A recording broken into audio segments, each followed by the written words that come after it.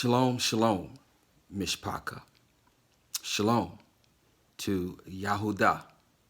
Shalom to Ephraim. Shalom to the companion who even now is coming out of paganism, is coming out of these pagan organizations and pagan religions, and is shedding off all of the unclean things of Babylon, and even now is being engrafted into Abayif Yasharal, whereby becoming one with us, whereby becoming an adopted son and a co-heir to the same covenants, to the same promise, and the same inheritance that was given to Yasharal and to Yasharal alone. I bid you shalom, shalom on this Yom to all 12 tribes of the house of Yasharal worldwide, to Yahudah, to Ephraim, and to the companion who has engrafted and who has joined himself to us. Shalom, shalom to you on this Yom worldwide. Mishpaka, I want to speak to you this morning briefly about how the quote-unquote Illuminati, Jesuits, Freemasons, the elite, etc., how they use the forbidden fruit of the fallen ones to distract and deceive us. Yes, I'm talking about that very same forbidden fruit that was in the Garden of Eden that Adam and Hawa were admonished not to touch. Not to touch. We're going to talk about that very same fruit this morning, that very same fruit that our father, our Adam was commanded not to touch, and our Emma, our mother, Hua, was commanded not to partake of. Now here we sit over 6,000 years later, and that's another point of contention. The Eretz, the earth, is now over 6,000 years old, approaching 7,000 years, and at the 7,000th year, there will be a 1,000-year Shabbat. During that 1,000-year Shabbat, Yahuwah will, right at the 7,000th year, Yahuwah will return to gather his children from the four corners of the Eretz, from amongst the nations, and gather us. And this is what Christians believe is the rapture, which is false. When two sticks will become one, Yahudah and Ephraim, when the last trump, the seventh trump, the final trump will sound, and the dead in Hamashiach will rise, and those of us who are alive and remain will be changed in the twinkling of an eye, and we will be caught up with them, and we will meet him in the air, and there, not in the Shamayim, that is pagan, in there, in our land, in Yerushalayim, is where we will remain with him always, always, and we will reign and rule with him for 1,000 years. His first fruit, his bride, Yasharal, will reign and rule with him for 1,000 years. And at the end of the 8,000th year, of the 7,000th year, and the beginning of the 8,000th year, there will be a second resurrection, But this is not about that. This video is not about that. I just wanted to add some context. This video is not about that, but the earth is not millions of years old, like we have been lied to. Like we have been lied to. It is approaching 7,000 years old. And there's a lot of lies that have been promulgated that have been force-fed to us. And this video is kind of along those lines. It is in that vein about the lies and the deceptions that we have been fed.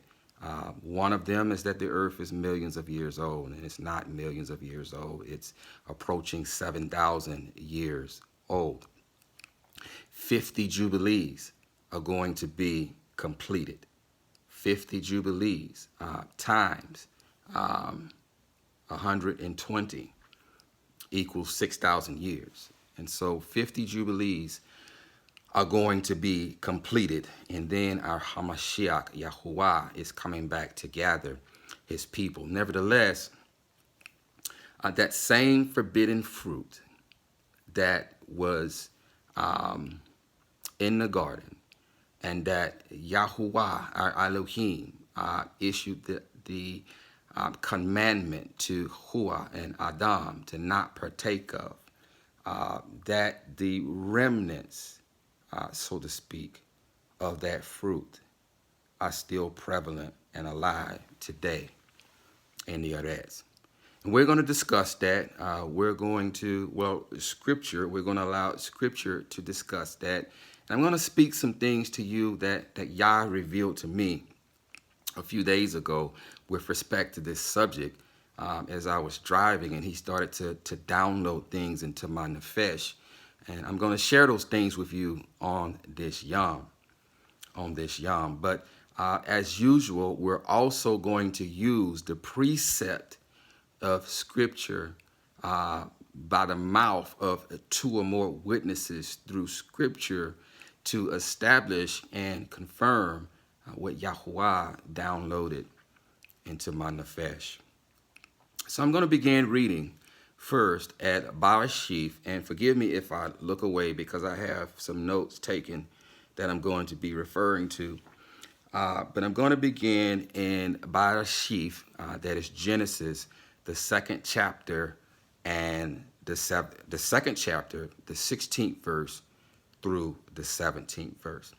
And it begins, and Yahuwah Elohim commanded the man, saying, eat.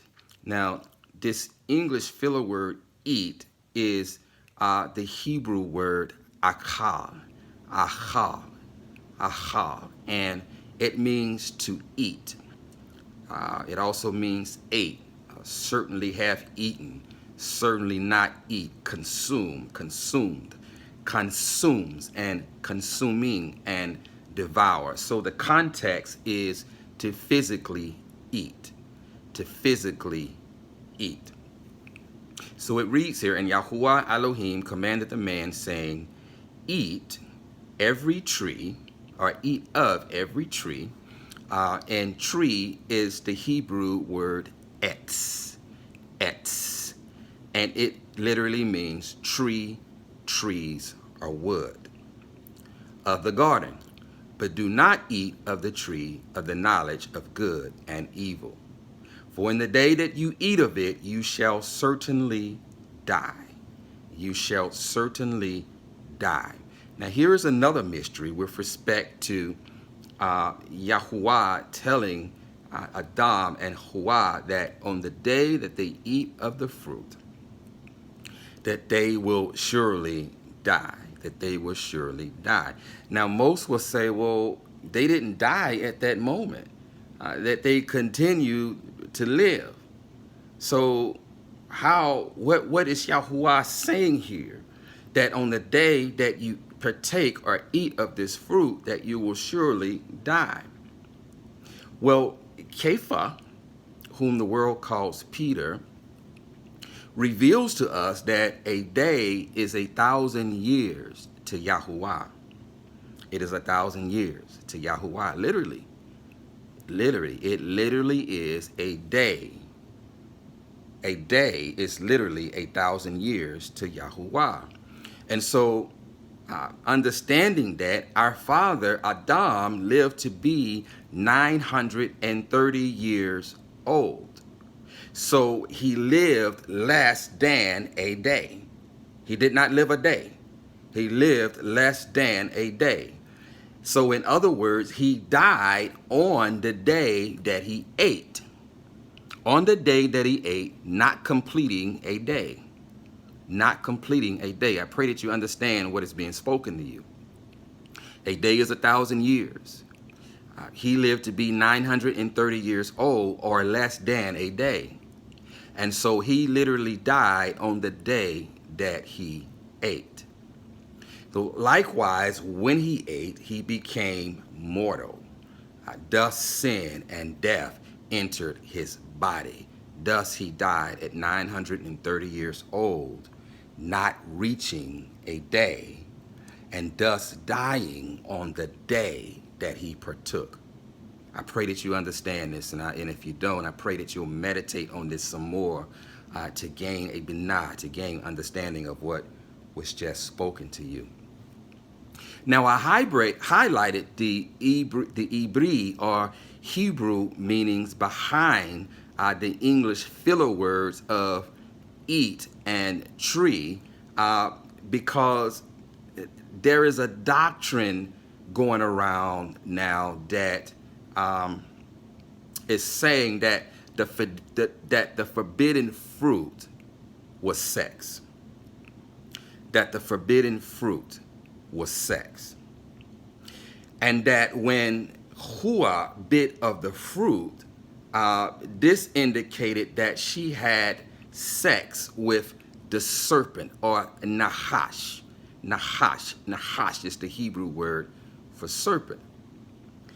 Moreover, that because she had sex with the serpent, that Chaim, the firstborn son of Adam and Eve by the flesh, and we'll get more into that in a moment. He was the firstborn of Adam and Hua by the flesh, by the sheer definition of firstborn, being the first one to be born, that because she had sex with the serpent, that Chaim, who the world calls Cain, was the seed of the serpent and not the seed of Adam. These people go on to say that Adam then partook of the forbidden fruit by having sex with Hua, thus simultaneously impregnating her with his seed. And so they are implying that Chaim and Habel, whom the world calls Abel, were twins. They also say that this is why Chaim is not listed in the genealogy of Adam in Bereshith, or Genesis, the 5th chapter. However, I need you to understand, Zion. First of all, again, as in the previous video that I made, there is a lot of noise going on. A lot of noise, a lot of distractions. There is a lot of noise going on. But what we have to do, Zion, is filter through the noise and stick to the script. And stick to the script. Now, when I say stick to the script, there are other books besides the 66 books contained in what the world calls a Biblos, a Bible. But Zion, we don't use Biblos, a Bible, because Biblos is the name of a Greek goddess. It is the name of a Greek goddess. And the word Biblos, a Bible, is not found anywhere in Scripture. We should address Scriptures as Scriptures, or scrolls, or Sefer, or the book, or the Tanakh, or the Brith Kadashah, or the writings, the Ketubim, or the Nabiim, but anything but Biblos, because we have been commanded not to mention any other mighty ones, to not let the names of any other mighty ones be mentioned on our lips. So we don't want to use the word biblos. Nevertheless, there are more books than the 66 that are contained in what the world calls biblos. There are other apocryphal scriptures, which are indeed our scripture. Now, most of the world does not accept them as scripture. However, that has no bearing on whether or not they are scriptures or not, because they are indeed scriptures, whether or not they accept them as scriptures or not. So there are also apocryphal scriptures in which we can read to gain understanding from. One of those books is called Decieve Olam, the Sefer Olam, which means the book, the book everlasting, the book everlasting. Olam meaning everlasting or end of days, end of days. So in that book, it is listed that Adam and Hawa actually had 12 sons and 2 daughters. 12 sons, 12 benin, and 2 bav. However, Sheth is listed in Adam's genealogy, him alone, because the firstborn Barakah was passed to him. It was passed to him. So this is why he alone is listed in the genealogy of Adam in Bereshit 5 as the firstborn Barakah, or what the world calls blessing. Blessing is another pagan word. Blessing is derived from the German word Blattson, which is a pagan blood ritual, So we don't use blessing, we use barakah. To bless is barak. Blessings is barakah, and to be blessed is baruch. So nevertheless, the firstborn barakah was passed to Sheth, and not Chaim, It was originally given to Habel, but obviously Chaim slew him, and thus it was passed to Sheth. And so what we need to understand is, by the firstborn Barakah, is that in accordance with the Torah, or the instruction of inheritance, with respect to scripture, the firstborn Barakah, or the inheritance of the father, is always passed to his firstborn son. And so the inheritance that Abinu, Yahuwah, our father Yahuwah, gave to Adam, which is the Eretz, and from the Eretz, he gave Adam the best part of the Eretz, which was Eden. And ever since that time, Yahuwah has implemented a plan to restore man, to restore his firstborn son back to his inheritance. And that inheritance now is the land of Yasharal, Yerushalayim, which is only given to his firstborn son, Yasharal. And we'll talk a little bit about that more as we go along. But I need you to understand that this is why no one is listed in the genealogy of Adam but Sheth, because he received the firstborn Barakah from his father Adam.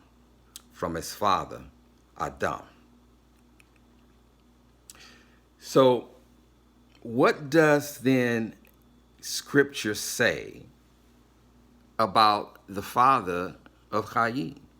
What does Scripture say? Again, I previously mentioned that You know, there's a lot of noise going on. There's a lot of noise, but that we need to stick to the script, Zion. We need to stick to the script. So who does scripture say is the father of Chaim? Well, in Bereshith, Genesis, the 4th chapter, the 1st verse, it reads, and Adam knew YAHUAH, his wife. In other words, he had sex with her. Knew implies that he had sex with her. And Adam knew YAHUAH, his wife, and she conceived and bore Chaim, whom the world calls Cain, and said, I have gained a man of YAHUAH. So Chaim is Adam's son. He is Adam's son. And as previously mentioned, the only reason that he is not listed in the genealogy of Adam is because he is not the firstborn son. When we read through the genealogy of Adam, and those names are mentioned, and we'll get to those names, those are firstborn sons. Those are only firstborn sons who are mentioned, indicating that the firstborn barakah has been passed along to them. Nevertheless, this video isn't specifically about that, but I had to lay that foundation. Because there's a lot of noise going on. And as people of Yah, we have to sift through the noise, sift through the distraction, and stick with the script. But here's the point of the video. Here's the point, the whole point of this video. Adam, which is man, and the point of the video was about the forbidden fruit. And I'll read that again. And YAHUAH Elohim commanded man, saying, eat every tree, but do not eat of the tree of the knowledge of good and evil, for in the day that you eat of it, you shall certainly die. You shall certainly die. So what I need you to understand is, by that instruction that YAHUAH issued, is that Adam, which means man, and by extension mankind, is only dust. We're only dust. We are just dirt. We're just dirt, Zion. We are dust. We are dirt. We are made from the dirt. We're made from the dust. From dust or dirt we came, and from dust and the dirt we will return. We're just dirt. We are just dust. I need you to get that in your nefesh, that we are just dust. These bodies, this flesh, it's just dust. It's just dirt. Now, inwardly, there's an inner man. There is an inner man. But these bodies are just dirt and dust. That's what we are. That's who we are. And with that understanding, I need you to understand that we are incapable, Zion. As dirt and dust, we're just earthen vessels. That's all we are, just vessels, just earthen vessels, like a picture that water is poured into. That's who we are, just earthen vessels, vessels made of dirt. And so with that understanding, I need you to understand that we are incapable of even generating independent thought. We are incapable of even generating independent thought. We are just earthen vessels in which thought and chakma, which the world calls wisdom, but we don't use wisdom because wisdom is Sophia. Sophia is wisdom. Sophia is another Greek goddess. She is another Greek goddess. We also don't use wise because wizard is derived from the word wise or wiser, or hence they use the term wise wizard. So we use prudence and intelligence and knowledge. But we do not use these pagan words because we have once again been commanded to let no other mighty one be mentioned on our lips. So Nevertheless, Hakma and Binah, understanding, and Da'af is deposited into us. This is deposited into us. As earthen vessels, it is poured into us. And the sooner we humble ourselves and awaken to this truth, the better. The better. That we are incapable of even generating independent thought. Our hakma, our prudence, intelligence, knowledge, and understanding, it either comes from above or below. Period. It either comes from above or below. Our hakma, prudence, intelligence, knowledge, and understanding either comes from above or below. Either it comes from the Shamayim or its earthly demonic wisdom. I can say wisdom about earthly demonic wisdom because that's what it is. And some of you that are listening to this video thought that the things that you know, that it came from yourself. That, you know, some of you may have master's or doctor's degrees or some kind of other higher learning degree, and you thought that you did it on your own. You are incapable. We are incapable of even generating independent thought. Either that knowledge came from above or it came from below. Now, if it's not knowledge of Yah, I'll let you guess where the knowledge came from. I'll let you guess where the knowledge came from. You see, our father Adam and Hua, our father, our Ab and our M, we through them, and as they were created, they were only created to know good. We were only created to know good. Adam and Hua were only created to know good, to only know the knowledge of Yah and the good that he deposited into them and our deposits into us. This what we were created to know, the knowledge of Yah. That knowledge and that knowledge alone. Hence the Nabi declares that, Yah speaks through the Nabi Husha, that my people perish for lack of knowledge. Knowledge of what? Knowledge of Yah. Our people perish for lack of knowledge of Yah. The lack of knowledge of what Yah considers sin, of what Yah considers unclean, of what Yah considers strange fire. Our people perish for their lack of knowledge of Yah and what Yah considers sin. Our people perish. So it wasn't so much about the tree of knowledge of good and evil, Zion.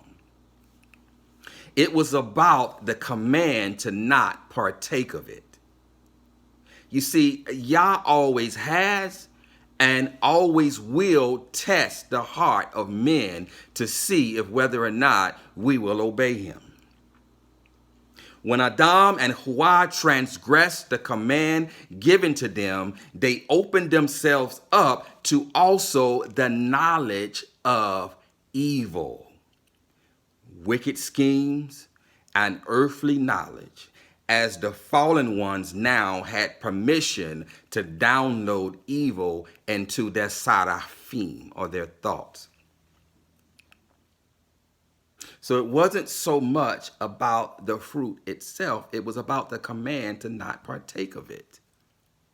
And when they partook of it, they thus transgressed the command, thus they sinned, thus they opened themselves up now to both the knowledge of good and evil. And evil. There are, however, two seeds of men. There are, however, two seeds of men, one of Sheth and one of Chaim. The seed of Sheth bears again the firstborn Barakah, which was passed from Sheth to Enosh to Kenan to Mahalalel to Yared to Hanok, whom the world calls Enoch, to Methuselah, to Lamech, to Noach, to Shem, to Eber, to Abraham, to Yishak, to Jacob, to Yasharal. The seed of Cain does not bear the firstborn, Barakah. So even though he was the firstborn by right, the firstborn Barakah was given to Sheth as Cain murdered his brother. As Cain murdered his brother. The seed of Sheth are seed of Elohim. The seed of Cain are seed of the wicked ones. In Bereshith, the 3rd chapter, the 15th verse, we read, "And I put enmity between you and the woman, and between your seed and her seed. He shall crush your head, and you shall crush his heel." That's Bereshith of Genesis, the 3rd chapter, or 15th verse. So we read here and we understand by this scripture that there are literal demonic messenger hybrid seed walking amongst us that look human, but they are not. But they are not. In Bereshith, the 5th chapter and the 6th verse, we read, "And Sheth lived 105 years and brought forth Enosh," or Enosh. Enosh.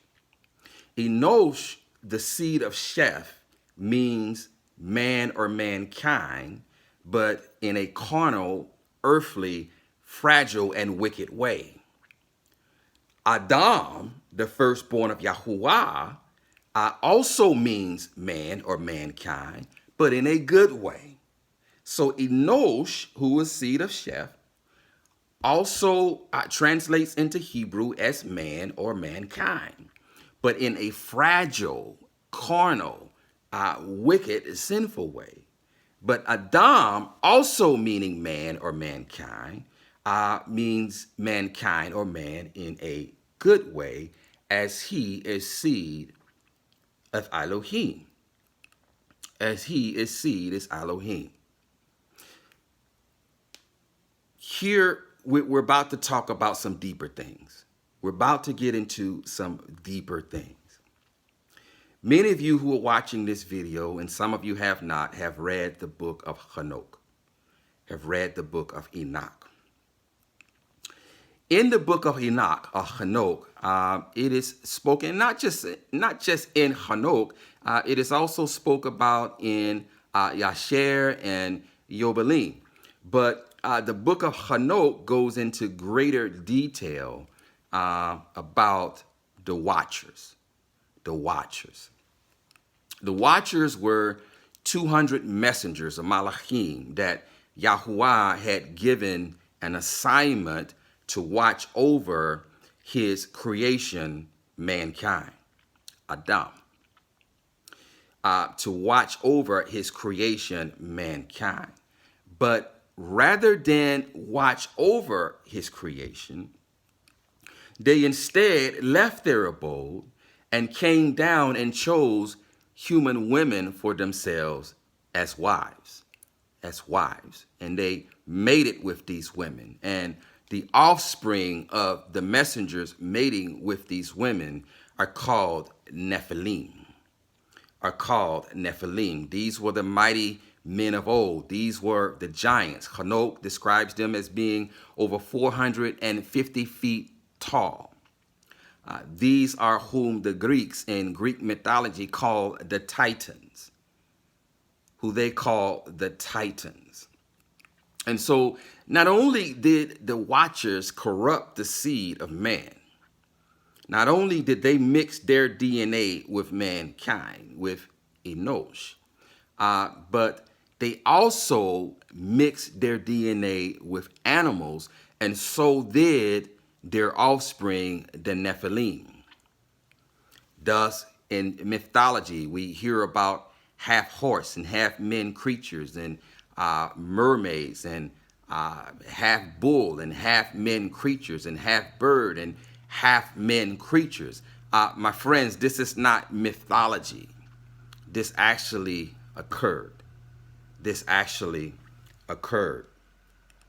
Nevertheless, when the Watchers left their assignment and took human wives and took women as their wives, or human women as their wives, they took from the seed of Cain. They took from the seed of Cain. Now, many of you who are students in Scripture understand that Cain was cast out of the presence of Yah to wander the earth. He then married his sister. He took his sister as a wife, and they bore seed. They bore seed. And from this seed, from the seed of Cain, is whom the messengers came and mixed their DNA with, thus corrupting the seed of men. But during the time of Enosh, who was a son of Sheth, remember Enosh meaning man or mankind, during the time of Enosh, some of the seed of Adam, or some of the seed of Sheth, began to mix with the seed of Cain and the wicked ones. And mankind then, Enosh, began to worship idols. They began to worship idols. Where did they get this knowledge from? When the fallen ones, when the messengers came down and took human women as wives, they didn't just take wives, Zion. They taught them things. They taught them things. They taught them the worship of demons. They taught them idol worship. They taught them astrology, how to divinate using the stars. They taught them magic and magic potions. They taught them abortion, Zion. They taught them alchemy, or the turning of metals into gold. They taught women the beautifying of the eyes. They taught the cutting of roots. They taught the making of weapons and war. Thus the earth was filled with violence because of them and their offspring. And so they corrupted the earth with what? Knowledge that was forbidden to mankind. But because mankind had fallen through the sin of Adam, they now had a right to teach men evil, while at the same time, Yah was trying to deposit good into them. And so at this time, in the time of Enosh, mankind, in a fragile, wicked, fragile, fleshly way, began to worship idols.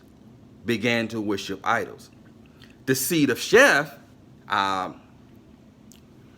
the good seed of Sheth, Enosh, Kenan, Mahalalel, Yared, Hanok, Methuselah, Lamech, Noach, Shem, Eber, Abraham, Yishak, Jacob, Yasharal, etc., were and are uncorrupted. Were and are uncorrupted. The seed of Cain, however, was and is corrupted. Was and is corrupted. The earth was destroyed by water because all flesh had become corrupt or mixed with the DNA of the fallen ones and demons, except the pure, uncorrupted seed line of Sheth. Thus, 8 righteous beings were saved.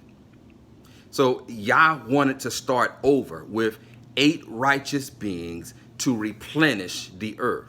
To replenish the earth, because all mankind, all flesh, including the flesh of man and the flesh of animals, had become corrupt. In other words, it had become mixed and corrupted by the DNA of the messengers, the fallen ones, and the Nephilim.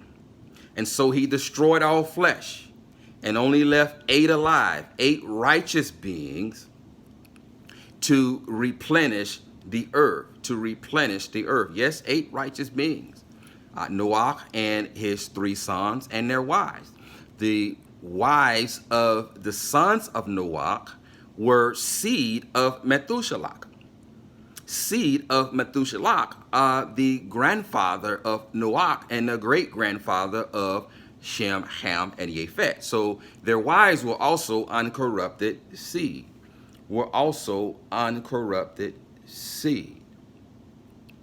So then, if Yah destroyed the Arets and the corrupted seed of Cain, who were corrupted by the Nephilim and the fallen ones, their DNA was corrupted, how then was it corrupted again after the flood?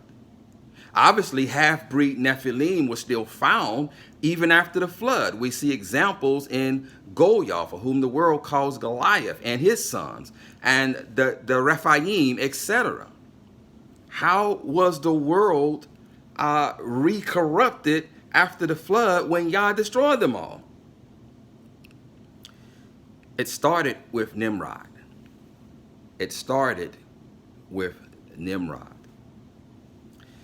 Nimrod, however, wasn't born corrupt. This should resonate with you, Zion.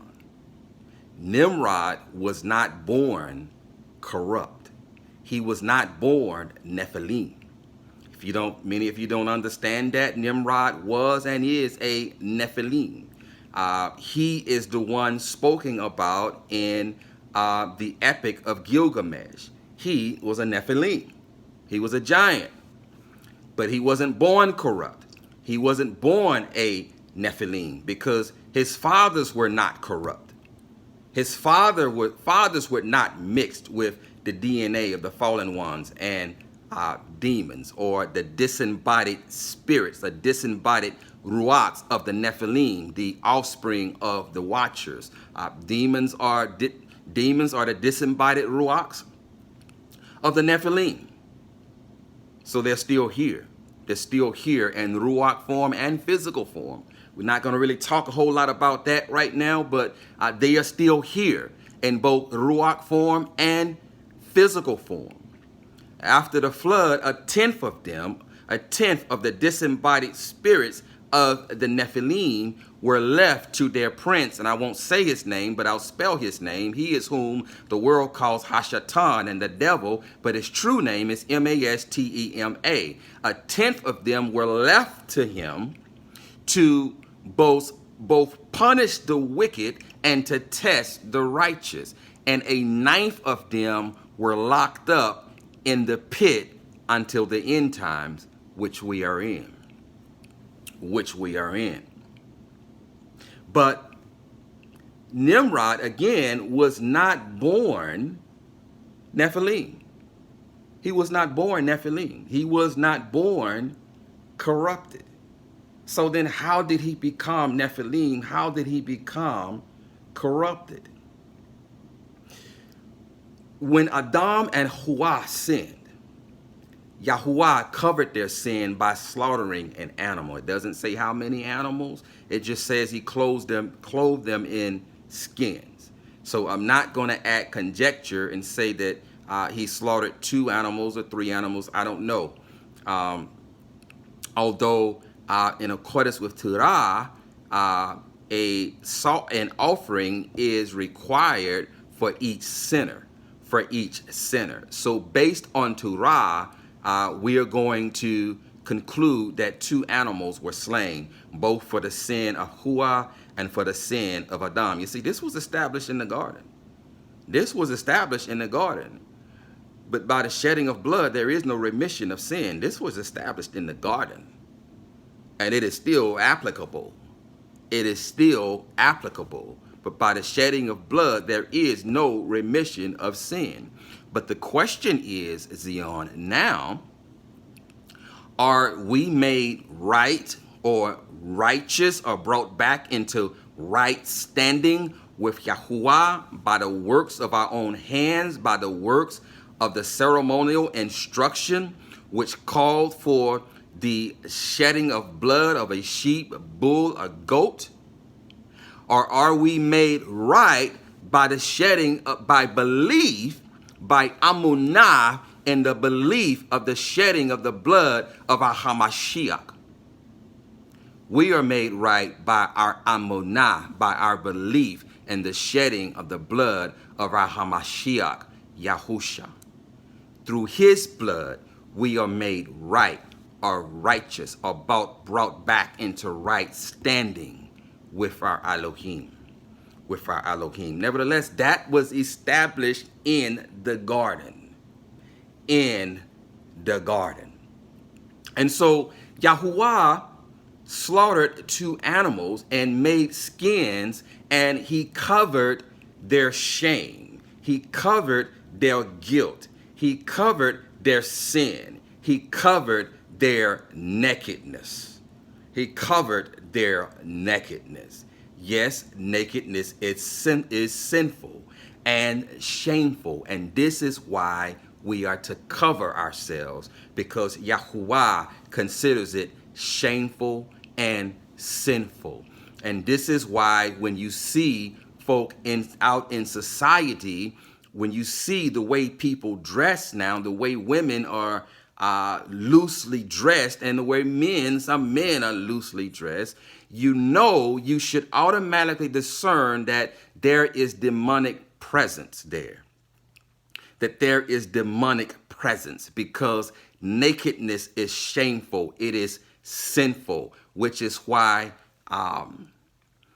Shem and Yefet, when they found their father naked, they backed up, did not look at him, and they covered his nakedness. They covered his shame, because nakedness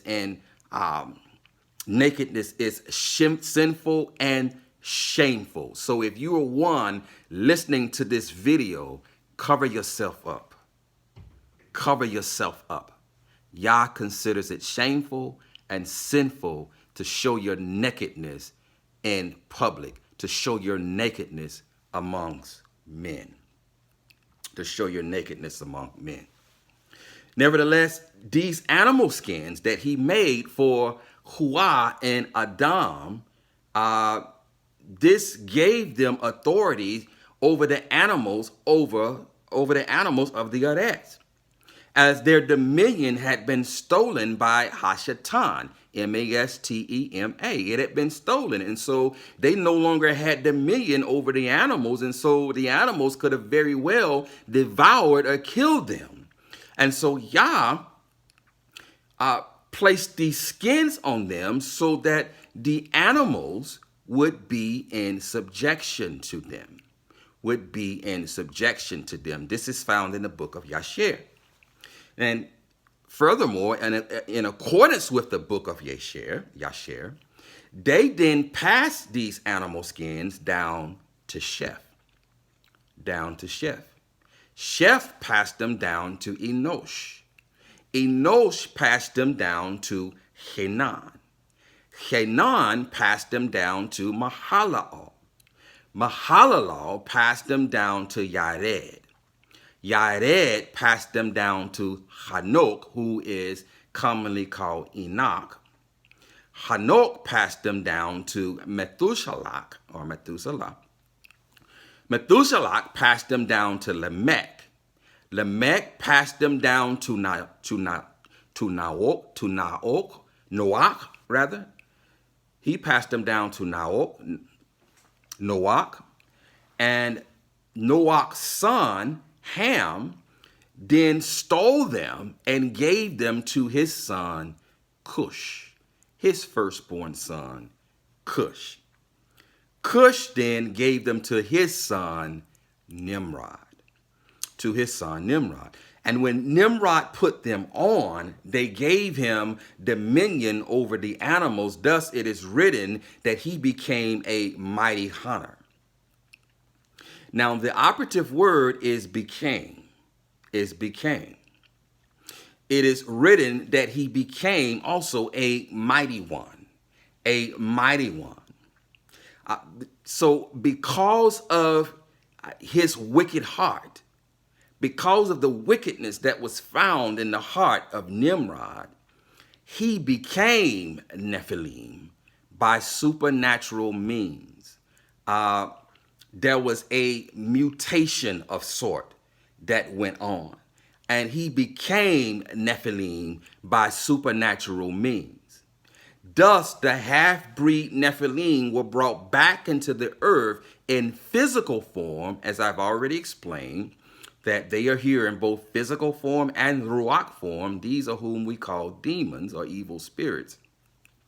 But they were brought back into the earth in physical form through him. Through him. Now, what's important to note, Zion, is that there, again, are natural seed of the wicked ones who were born that way. And there are also those who are seed of the wicked ones by mutation. Now, you're going to have to do your own research on this, your own due diligence. But everything that looks human is not human. Everything that looks human is not human. And there are some that were born that way, and there are some that are that way through mutation, through DNA swaps and DNA gene mutations supernaturally. But there are some that were not born that way, but are yet seed of the wicked one. That are seed of the wicked one. Now, breaking this down further, Jacob, whom I've previously shown is of the seed of Sheth, and the firstborn Barakah was given to him, and the Barakah is the inheritance of the land, the best part of the land. The inheritance is the entire Eretz, because the entire Eretz belongs to Yah. The entire Eretz belongs to Yah. But the best part of the Eretz, as the best part was Eden, the best part of the Eretz is now going to be Yerushalayim, where Yahuwah has placed his name, and where Yahuwah in the new millennial reign will come down and rule and reign and dwell with his firstborn son, with his first fruit, with his bride, Yasharal, for 1,000 years. After the 1,000 years, the new Yerushalayim will come down. The judgment of all mankind will take place. And Yah will abide, his sukkot, his sukkah, his booth will abide with mankind in Yerushalayim, and he will there sit on the throne established through his servant Dawood, and rule the Eretz and rule his people, Yasharal, as sovereign and Elohim throughout eternity. So he's coming back. He is going to establish himself in the place where he has placed his name, and that is Yerushalayim, the best part of the Eretz that were only given to his firstborn son. This is the inheritance that was given to Abraham. I will give you a land throughout eternity, forever, and to your seed, forever and ever and ever, without end. I will give this to you. This is our inheritance. This is the promise that was given to the firstborn son, established through Sheth, but the actual promise of the land was given to Abraham and his seed, to Yishak, to Jacob, whose name was changed to Yasharal. So the land belongs to Yasharal. It belongs to Yasharal. So Jacob is the seed of Yahuwah. We are the seed of Yahuwah. But Jacob had a twin. Jacob had a twin. His name was Esau, Edom. And by the example of Jacob and Edom, Esau, we see the example of two nations being separated, of two nations, of two people being separated. Jacob is the seed of Yahuwah. Esau is the seed of the wicked ones. We can see this by the example of Esau, how Esau exalted his belly above his birthright. His belly was his Elohim, and he lived by his sword. Esau was also an idolater, and also his offsprings were idolaters. And so he bore the very same characteristics as the seed of Cain and the seed of Nimrod, as he is the seed of Cain and he is the seed of Nimrod. Esau is the seed of the wicked ones. In the end, two nations and two people are going to be separated. As we read in the apocryphal scriptures to Ezra 6, 7 through 9. Then answered I and said, what shall be the parting asunder of the times, or when shall be the end of the first, and the beginning of it that followeth? And he said unto me, from Abraham unto Yishak, when Jacob and Esau were born of him. Jacob's hand held first to the heel of Esau. Listen. For Esau is the end of the world, and Jacob is the beginning of it that follows. The beginning of it that follows. There is no in between. There are two nations, and there are two types of people. Two types of people. There's the seed of there's the seed of Yahuwah, Yasharal, and the seed of Esau, or the seed of Cain, or the seed of the wicked ones. There is no in between. Two nations are going to be separated in the end, Yasharal and Edom, sheep and goats, wheat and tares, good and evil. Two people are going to be separated. Now, this should dispel the false teaching that Esau is the so-called white man. The seed of Cain, Enosh, and or mankind, Esau, etc., are those that are controlling the Arets. These are those that are controlling the Arets. Now, you notice I didn't touch that thing about Esau being the white man, because this video ain't about that stupidity. But Esau is not the white man. Two people are going to be separated. Sheep and goats, wheat and tares, Yasharal and Edom, good and evil, period. That's it.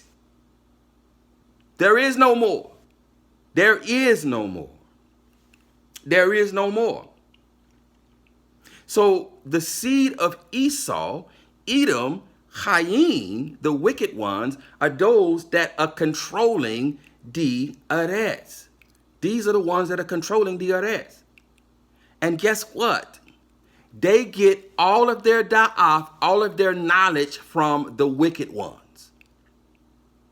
From the wicked ones. Remember, we are now being exposed to both good, the knowledge of good and evil. And when our father and mother, Adam, and Hawa partook of the fruit, we then were exposed to the knowledge of good and evil. And so the knowledge of evil alone is being given to the wicked ones, or the seed of Esau and Cain. This is where they get all of their knowledge, from the wicked ones. This is why Enosh, or mankind, is so advanced. Remember, again, we are dirt, we are dust, we are earthen vessels. This knowledge did not come from us. We are incapable of generating that kind of knowledge. We are even incapable of generating independent thought on our own. We are vessels in which things knowledge is poured into. And either that knowledge comes from above or it comes from below. So this knowledge, the reason that we are so advanced, remember, these are the ones that taught mankind war and magic and astrology and the mixing of potion and the beautifying of the eyes and abortion and all kinds of wickedness and idolatry and uncleanness. And these are the ones that introduced lust into the world. Lust did not exist until they lusted after human women. So all of these things were introduced by them. This is why we are so advanced. This knowledge came from the fallen ones. They are getting knowledge from the fallen ones. It has been said, I'll say it's been said, but there are a plethora of videos with regard to CERN and how they are using CERN and they are using the D-Wave computer to communicate with these fallen ones who are still imprisoned.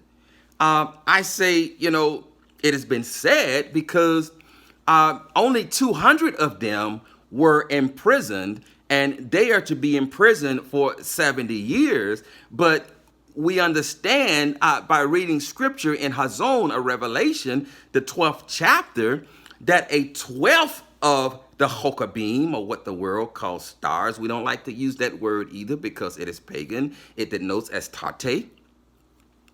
But a third of them rebelled with Hashatan, with Mastma, and were thrown out of the Shamayim. So there was a third of them that are still here.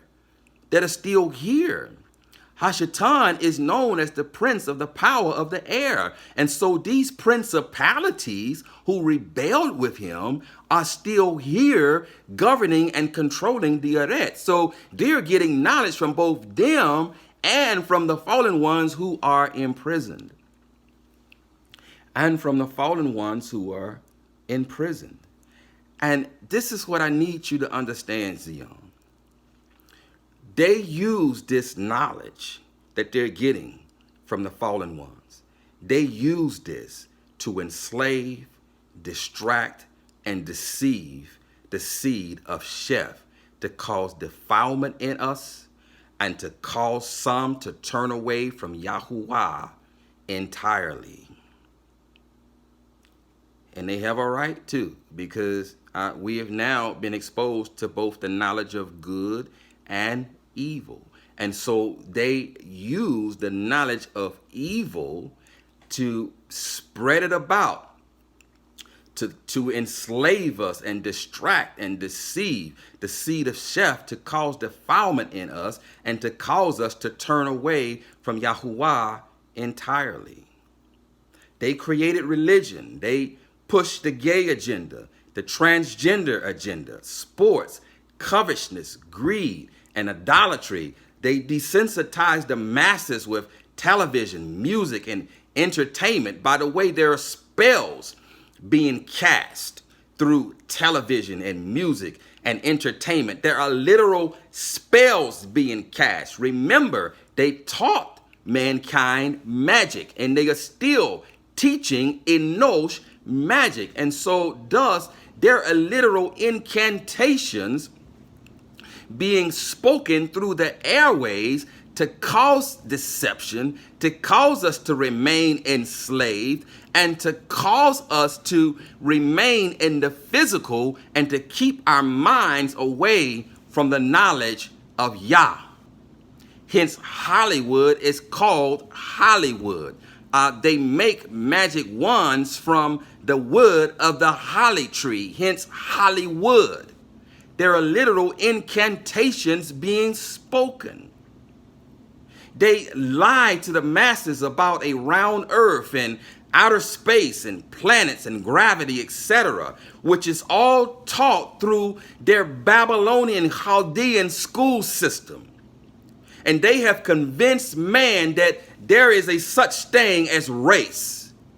That there is a such thing as race, as we have previously spoken, that there are two seed of man. There is Adam and Enosh. There is Esau and Yasharal. There are wheat and there are tares. There is sheep and there are goats. There is good and there is evil. That is it. There are nation, tribes, and tongues. There is no such thing as race or color. Race was invented by a man, a German by the name of Johann Friedrich Blumenbach in the 1700s. He invented race when he subdivided mankind into three categories: Caucasoid, Mongoloid, and Negroid. Before this time, there was no such thing as race, and there still isn't a such thing as race. There is either good or evil, sheep or goat, wheat or tares, Esau or Yasharal. That's it. That is it. There is no such thing as race. Yahuwah could care less about the color of our skin. He could care less about this false thing called race that was invented by Johann Friedrich Blumenbach, who, by the way, was a Freemason. He was seed of Cain. He was Esau. He was seed of the wicked one. So he introduced this deception and this wickedness. The bottom line is, Zion, they attempt to flood the nefesh of Yah's seed with wickedness, lust, and all sorts of uncleanness, such as defile the very soul of man, as it has been since Adam and Hawa took of the forbidden fruit, thus giving mankind the knowledge of both good and evil. Good and evil. The challenge is, Zion, is to discern what knowledge is beneficial to us and what knowledge isn't. And the knowledge that is beneficial to us, let it enter into our nefesh so that it nourishes us. And the knowledge that isn't, let it pass out our waste system into the latrine. Into the latrine. Because we are overloaded with distractions and knowledge that does not profit, most cannot see that Yahuwah, Elohim, is everywhere and in everything.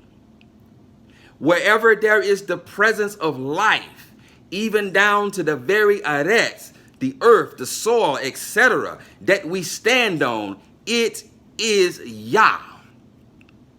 Yet these evil ones have convinced the masses that Yah does not exist and that there is a such thing as evolution. He has blinded their eyes and shut their minds and shut their ears so that they cannot see that everything that we see that contains life, including the very soil that we stand on, is literally life. It is literally Yah, as all life comes from Yah, as Yah is high. He is life. So the earth is literally Yah. It is literally Yah. I need you to understand that it is literally Yah. The Arets, the Shamayim, the Hokabim, the moon and the sun, it is all Yah. It is Him. It is Yah. This is knowledge, Zion, that is known to the occult. They understand this. They understand it. Thus, they worship the sun, the moon, and the Hokabim. I also believe that the Hokabim are messengers, as Hazon, the 12th chapter, it tells us that they are. It tells us that a 12th of the Hokabim rebelled with Hashatan and were thrown out of Shamayim with him. But we, however, are told not to worship the heavenly hosts, because although they are Yah, as they contain life, Yah is above all else. Yah above all else is Ruach and cannot be contained in a single creation. He cannot be contained at all. All life contains Yah, and all life is in fact Yah. When we look at each other, we are looking at Yah. When we look at the animals, we are looking at Yah. When we feel his ruach, his breath, his wind blow across the arets, it is Yah. When we look at trees, when we look at the soil, when we look at water, because even water is alive, it contains minerals, it is Yah.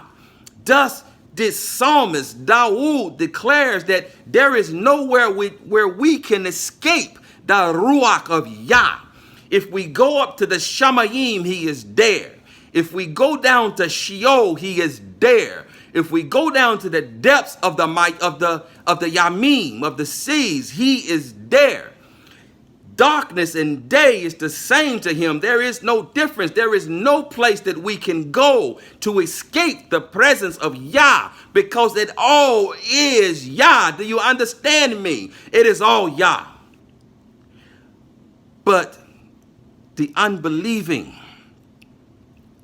because of this forbidden knowledge that is overloading the nefesh, they can't see it.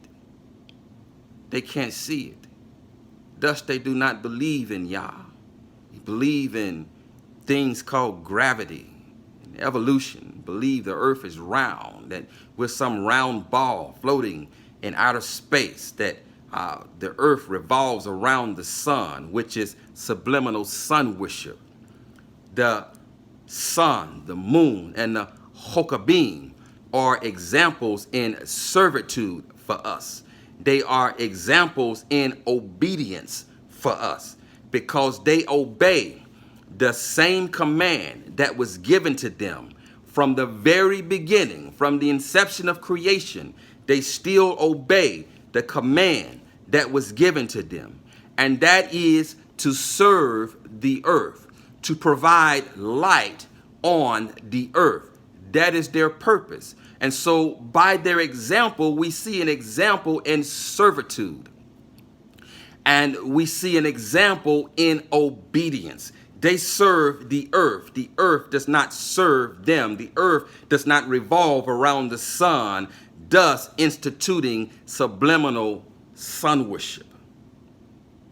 Thus instituting subliminal sun worship. So it's all Yah. It's all Yah. But they can't see it. But they can't see it.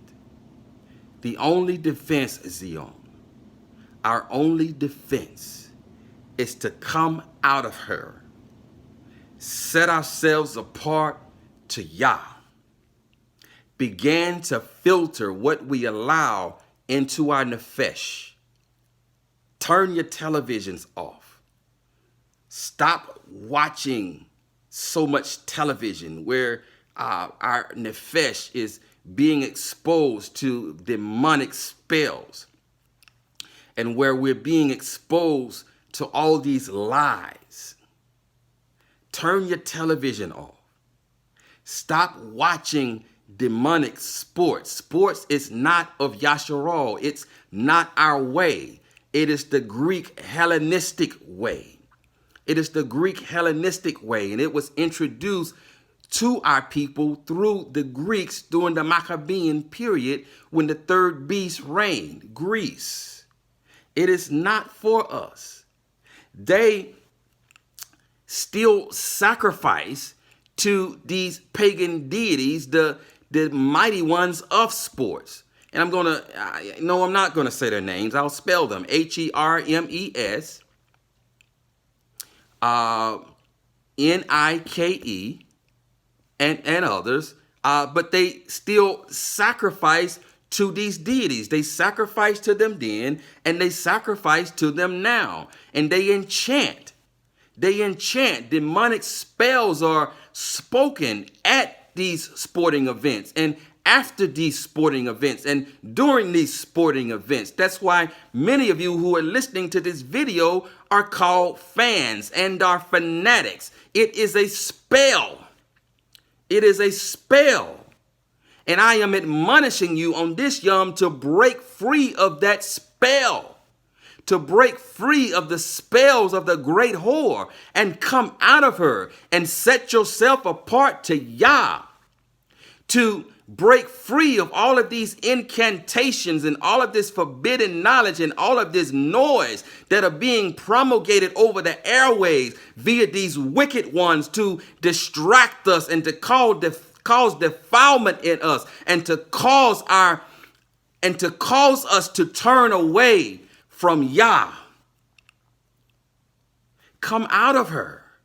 Set yourselves apart to him. Set yourselves apart to him. And shed all of these distractions that are purposely being promulgated to defile us. To defile us. So our only defense is to come out of her. Is to come out of her. To set ourselves apart to Yah. To turn down the noise. To turn down all of the distractions. So that we remain pure. So that we remain virgins. So that when our Ash, our husband, Yahushua HaMashiach, comes to gather us, that he will find pure, undefiled virgins.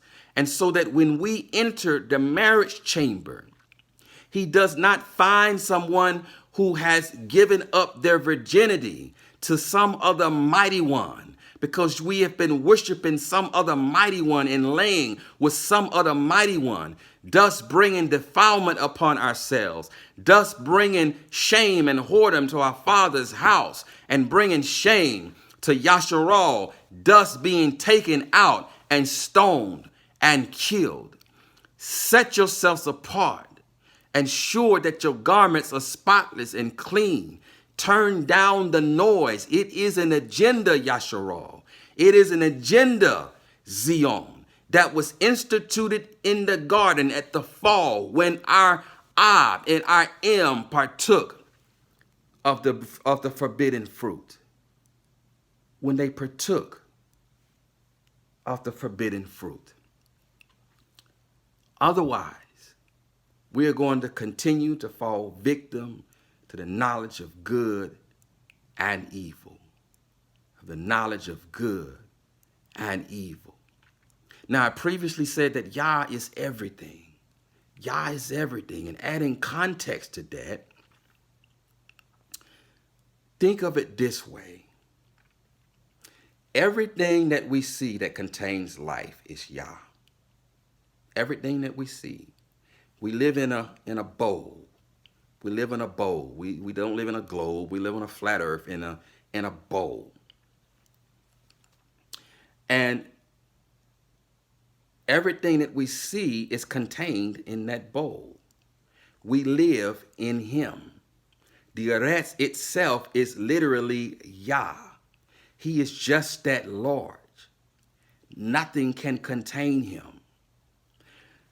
We are the contents, and I'm giving you context. And I believe, however, that it's literal. I believe that it's literal because he has placed it in my nefesh. But we are the contents of his stomach, so to speak. And at the end of all things, he is going to discard the contents of his stomach that doesn't nourish him. That doesn't nourish him.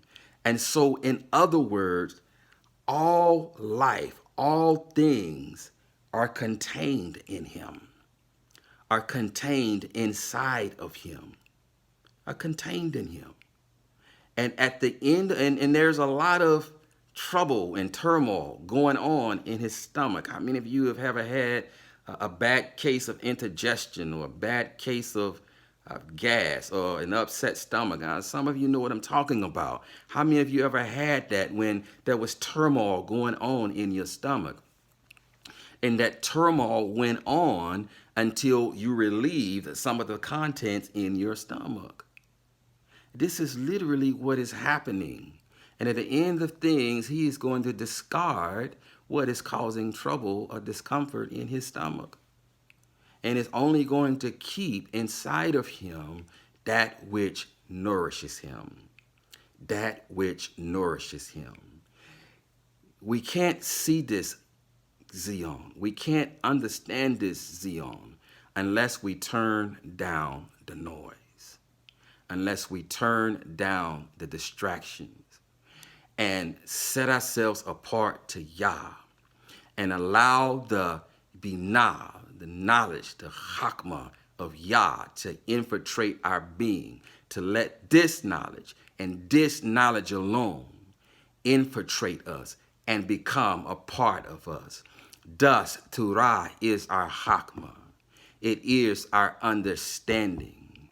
It is our knowledge. It is all of that.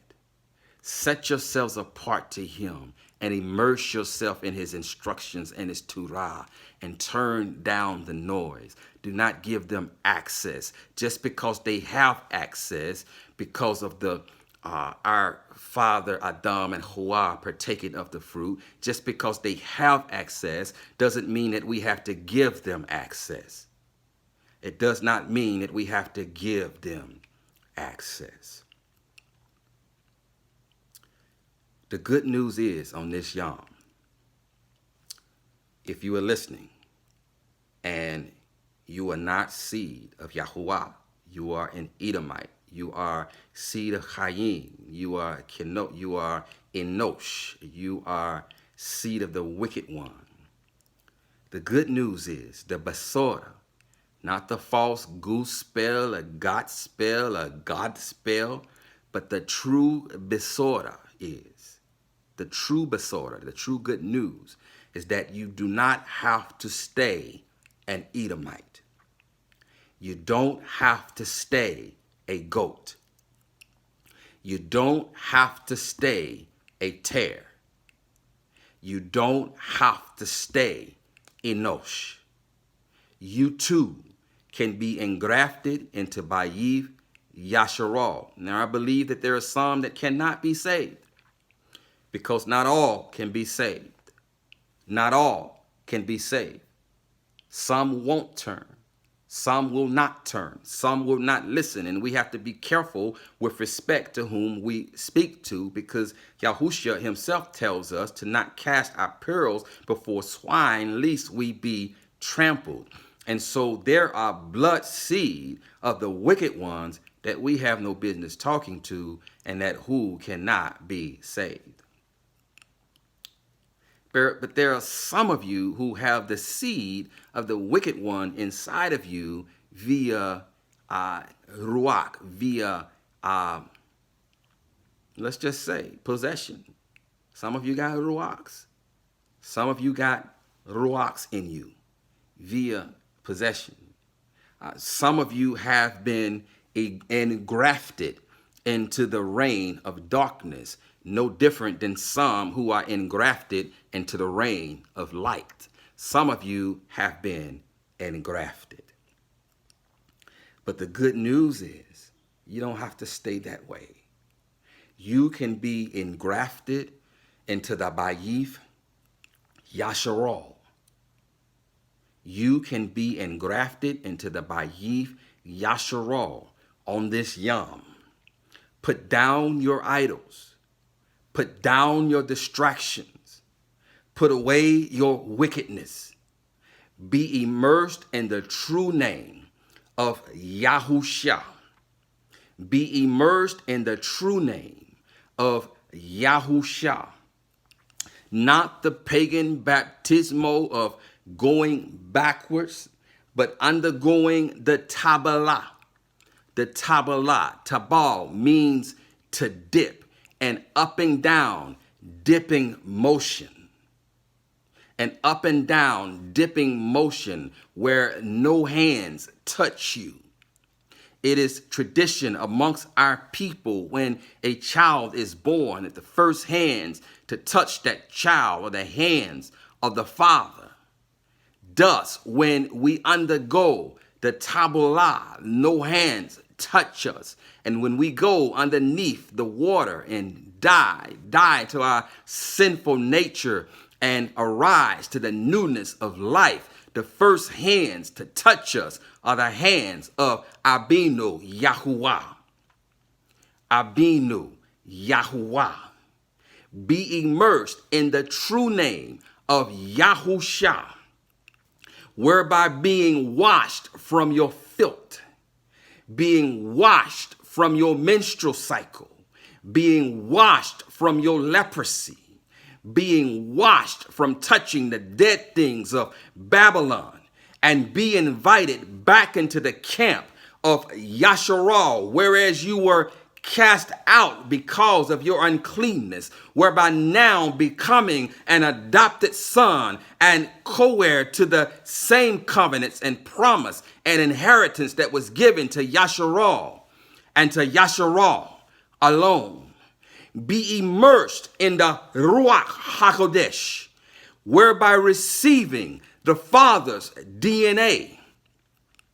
In accordance with Dabarim, the 23rd chapter, the 3rd verse, no mamzer and or no bastard will ever enter the assembly of Yasharal. I got news for you. I got news for most of you. The majority of us, if not all of us, are bastards. We are of mixed blood. We are of mixed DNA. A bastard is one who has a mother or a father who is a Yashralite, and the opposite parent who is a Gentile or a Goyim or a pagan.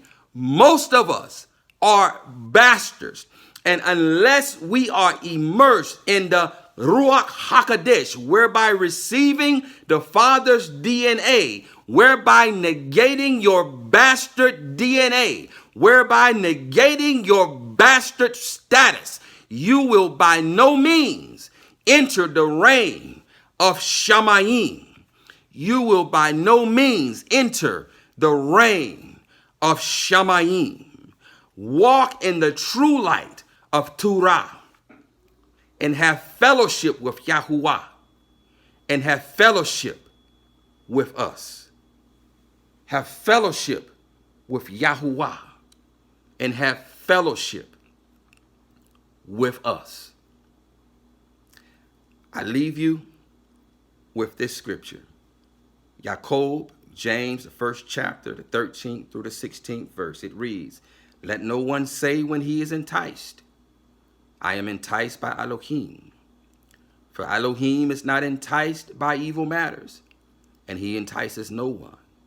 But each one is enticed when he is drawn away by his own desires and trapped."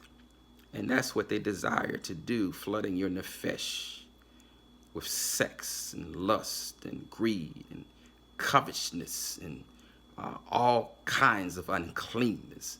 This is the purpose. But each one is enticed when he is drawn away by his own desires and trapped. Then when desire has conceived, it gives birth to sin. Sin is transgression of Torah, transgression of Yah's instruction. And sin, when it has been accomplished, brings forth death. Do not go astray, my beloved brothers. Do not go astray, my beloved brothers. Set yourselves apart to him. Turn down the noise. Limit their access to you. Just because they have a right does not mean we have to give them access. Remember, the ones that are controlling the arrest are the seed of the wicked ones. Are the seed of the wicked ones. And just like the wicked ones taught mankind to sin, their seed are promulgating the earth and the airways with wicked, evil thoughts to get into our nefesh and to cause us to fall, to cause our garments to be blemished, to cause our garments to be dirty. Shut down the noise. Shut down the noise. Yahuwah Elohim, I speak over you. Yahuwah Shabbaoth, Yahuwah Shalom, Yahuwah Zedekinu, Yahuwah Rapha, Yahuwah Nisi, Yahuwah Yairi, Yahuwah Roy, Yahuwah Shammah, Yahusha Hamashiach. I speak Yahuwah Elohim, our creator, over you. Yahuwah Shabbaoth, Yahuwah the master of heaven's armies over you. Yahuwah Shalom, I speak the shalom of Yahuwah over you. Yahuwah Zedekinu, I speak the righteousness of Yahuwah over you.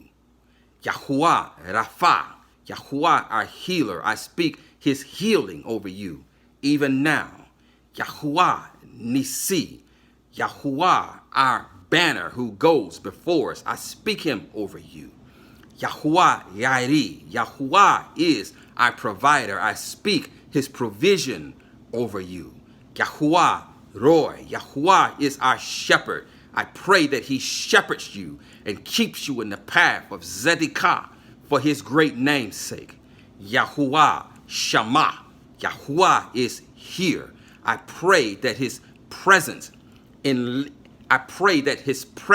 settles over you and settles over your home and settles over your affairs and settles over your children and over your loved ones and over your family. I pray that he settles over your jobs, and I pray that he settles over every aspect of your life. Yahuwah Shammah, Yahusha Hamashiach over you. Yahuwah is our deliverer. I pray the deliverance of Yahuwah over you on this Yom. I pray that he delivers you from every wicked, perverse thought. I pray that he delivers you from every stronghold. I pray that he delivers you from everything that shackles you, that shackles your mind, that blinds your eyes, that deafens your ears, that stiffens your neck, that he loosens the soil of your heart, and that he makes it fertile ground, receptive to receive the pure seed, the engrafted word of Yah. I speak of Yahuwah Hamashiach over you. Yahuwah deliver you on this day. Hameen, Hameen, Hameen.